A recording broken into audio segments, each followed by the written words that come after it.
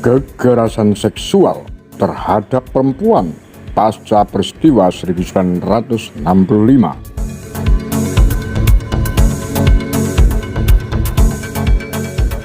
Jalan berkeadilan bagi penyintas.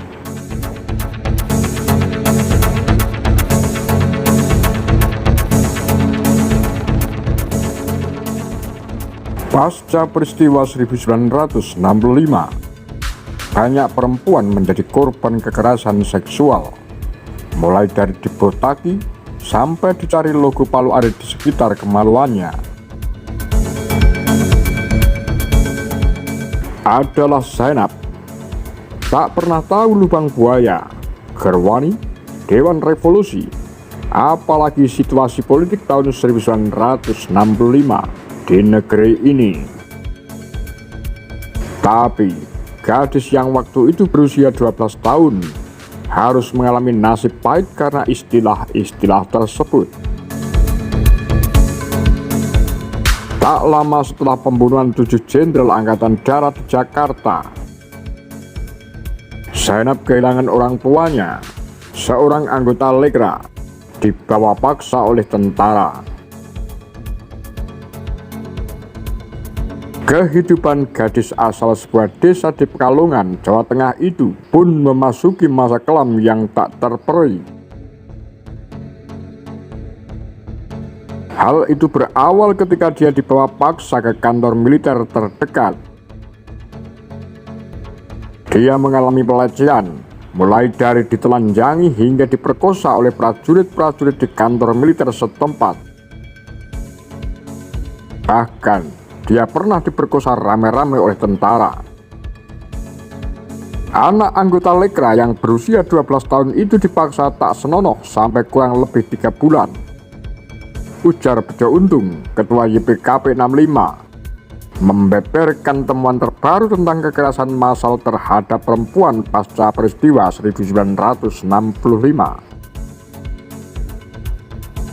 Tema kekerasan seksual terhadap perempuan pasca peristiwa gerakan 30 September 1965 itu menjadi bahasan diskusi sesi kedua dalam acara Jalan Berkeadilan bagi Penyintas di Komnas Perempuan Jakarta.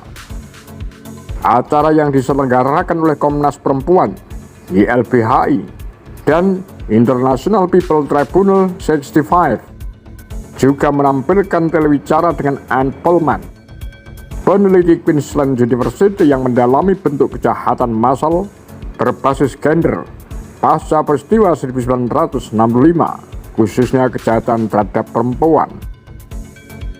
Anne mengatakan dari awal jelas ada statement kekerasan perempuan dalam 1965.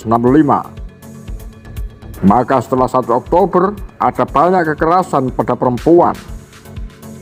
Kejahatan terhadap perempuan itu berbagai bentuk, mulai kekerasan verbal ringan, perkosaan, penyiksaan, hingga perbudakan seksual. Anne mewawancarai sekitar 150 perempuan ex-Tapol, tahanan politik, dan sekitar 30 bekas istri Tapol di tempat-tempat yang ditelitinya, antara lain Jakarta, Surakarta, dan Yogyakarta. Dia mendapatkan bahwa bentuk kejahatan terhadap perempuan banyak yang unik, tak ada di tempat lain. Kejahatan fisik dengan kadar lebih rendah misalnya, berupa penggundulan kepala para perempuan Tapol atau istri Tapol. Penghinaan yang terjadi itu agar perempuan malu dan ternoda. Pada masa itu, pandangan miring masyarakat kepada perempuan berambut pendek, apalagi budak, masih kuat.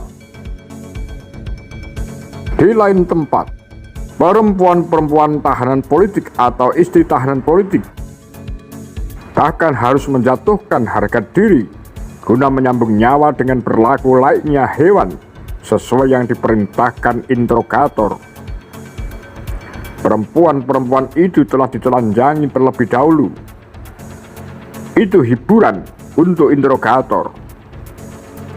Menurut Anne, bentuk kejahatan lain yang tak kalah bejatnya, yaitu mencari logo palu arit di sekitar kemaluan perempuan.